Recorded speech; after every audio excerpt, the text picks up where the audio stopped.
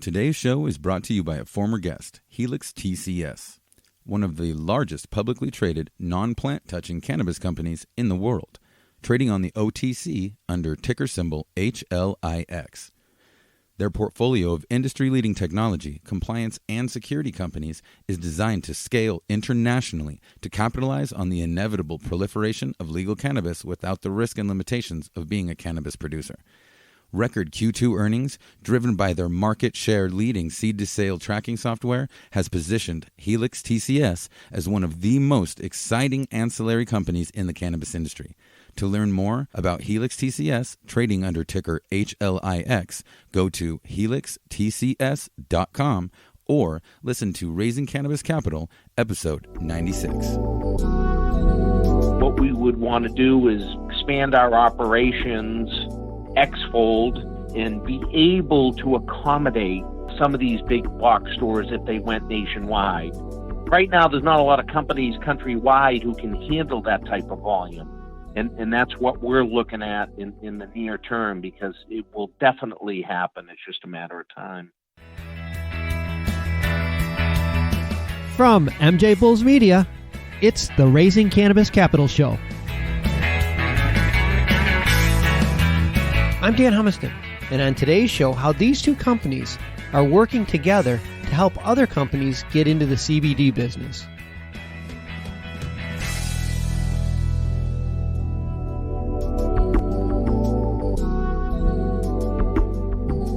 Today on Raising Cannabis Capital, we are joined by Mike Matton from High Purity Natural Products and High Purity Natural Extractions, and Seth Worby from Cannabis Creative. Mike, Seth, welcome to the show. Hey, Dan, thanks. As everyone can tell, today's show is going to be a little different because we actually have two separate companies on the show. And the reason we have both companies is because they work very closely together. In fact, I think I read that you have recently formed a strategic partnership. But with two companies, we have a lot of ground to cover. So let me try to set the stage.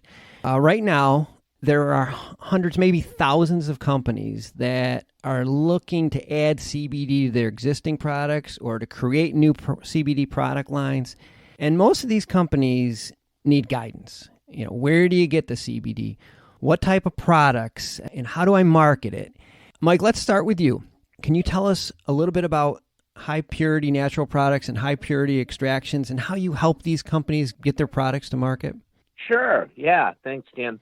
So High Purity Natural Products is a Massachusetts licensed company, and we're vertically integrated to grow industrial hemp, extract industrial hemp, and then create CBD products. And our whole business model is we are a contract manufacturer of CBD products. So we basically white label for folks. We don't have our own brand. We make standard formulations, custom formulations for other clients and larger companies, and we put their label and their branding on that. So you're actually growing the hemp right in Massachusetts? We are, yeah. As a mass licensed company, all the hemp has to come from a compliant licensed grower in the state. You can't bring hemp from out of state. So we do have a grow, which is in process right now. And then we also have the ability to purchase hemp from other compliant licensed hemp growers in the state. Okay. Well, there's so much more to CBD to get the products to markets, because you have packaging, you have design, you have marketing, and that's where Cannabis Creative comes in. Seth, can you tell us how you guys help the companies once the product has been made to get it to market? Yeah, absolutely. And I'll just piggyback off of what Mike said. So basically what we do is help people actually make money. I like that. Mike can provide the product and help you get everything you need on the shelf, get you, your initial package and all that. But the design of the package, your brand, your message, knowing your target audience and knowing where your traffic's going to come from. Are you targeting athletes? Are you targeting an elderly audience? Is it a general CBD product? So there's all different niche products out there, and it's important, just like any other brand in a traditional industry, to know who you are and be good at who you are, because there's a lot of players out there. And then beyond that, knowing the regulations. And as my team for almost half a decade now in the cannabis/CBD space, we are well versed in all the regulations and knowing the words you can and can't say and what platforms, and maximizing the opportunities that exist online for marketing CBD. It's such a big thing, and so many companies get tripped up by that. I'm glad you mentioned that, Seth, because there's so many restrictions, and from state to state, it's different. I mean, really having somebody to hold your hand through this process is so important. You mentioned one thing that I find refreshing is that the CBD companies are starting to find their path or their demographic that they're targeting, as opposed to just saying, I have CBD. Mm-hmm. They're narrowing it down to specific groups. Can you maybe talk just a little bit more about that? Yeah, I mean, just even 2 years ago, I remember some of our earlier meetings, we were putting out all these products we'd buy locally, CBD products, and they were all just general, whether they were gummies or vapes or whatever they were. There was no real focus. But now what you're seeing out on the West Coast and more on the East Coast in the cannabis space, CBD is following suit, where people are really niching into what they're really good at.